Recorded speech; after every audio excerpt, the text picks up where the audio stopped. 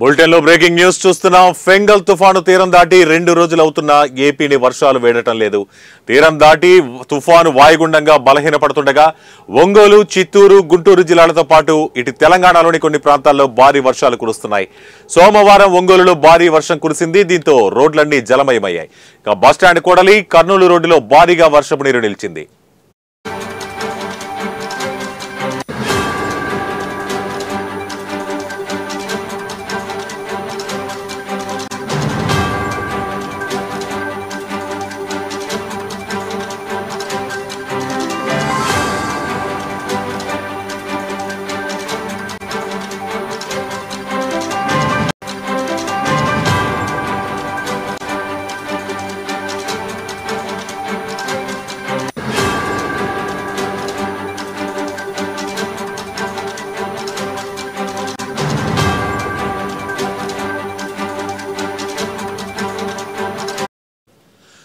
ఇక ఇదిలా ఉండగా ఏపీకి మరో తుఫాను ముప్పు పొంచి ఉందని వాతావరణ శాఖ స్పష్టం చేసింది. డిసెంబర్ 9 నుంచి 16వ తేదీ మధ్య తమిళనాడును ఆనుకుని మరో అల్పపీడనం ఏర్పడే అవకాశాలున్నట్లు విశాఖ వాతావరణ కేంద్రం తెలిపింది.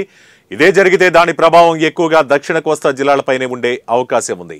దీంతో రైతులు తీవ్ర ఆందోళన చెందుతున్నారు.